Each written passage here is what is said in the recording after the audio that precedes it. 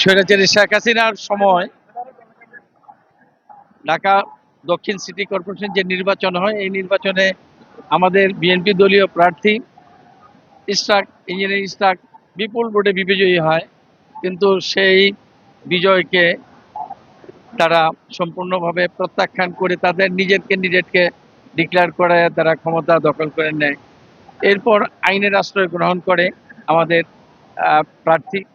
আইন আদালত তাকে মেয়র হিসাবে ঘোষণা দেয়, আর যারা অবৈধ হয়েছিল তাদেরকে বাতিল ঘোষণা করে।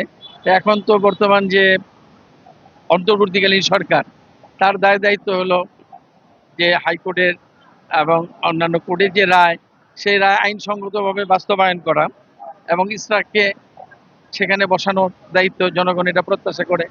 5ই আগস্ট যে ত্যাগের বিনিময়ে আমরা স্বৈরাচার বিদায় করতে পারছি, এখন মানুষের প্রত্যাশা সকল জায়গায় গণতান্ত্রিক ব্যবস্থা প্রতিষ্ঠিত হোক, আইনের শাসন প্রতিষ্ঠিত হোক। তো এটা তো দাবি এখন অন্তর্বর্তীকালীন সরকারের।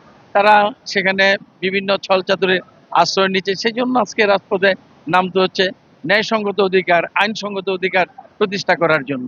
এবং আদালতও আমাদের প্রার্থীর পক্ষে রায় দিছে। তা আমরা চাই যে অনতিবিলম্বে জনগণের প্রতিনিধি হিসাবে তাকে তার দায়িত্ব পালন করার সুযোগ করে দিবে এবং ঢাকাবাসীর যে দুর্ভোগ, এই দুর্ভোগ লাঘব হয়ে জনগণের যে প্রত্যাশা গণতান্ত্রিক রাষ্ট্রীয় ব্যবস্থা, আইনের শাসন প্রতিষ্ঠা করা, সেটা এই সরকার করবে, এটাই আমাদের প্রত্যাশা। আমাদের নেতা জনাব তারেক রহমান, ভারপ্রাপ্ত চেয়ারম্যান, সবসময়ই বলে আসছে যে বৃহত্তম রাজনৈতিক দল বিএনপি, 5 তারিখের পরে এদেশের জনগণের প্রত্যাশা বিএনপির প্রতি অনেক। তো যে জন্য আন্দোলন হলো, স্বৈরাচার বিদায় করা হলো, সেটা তো দেশে গণতন্ত্র প্রতিষ্ঠা করা মূল দাবি।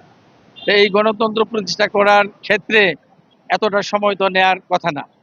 আমরা বারবার আমাদের নেতা, আমাদের পক্ষ থেকে দাবি করা হয়েছে যে অবিলম্বে রোড ম্যাপ দেওয়া হোক, কিন্তু তারা ছলচাতুরি করে রোড ম্যাপ দিচ্ছে না।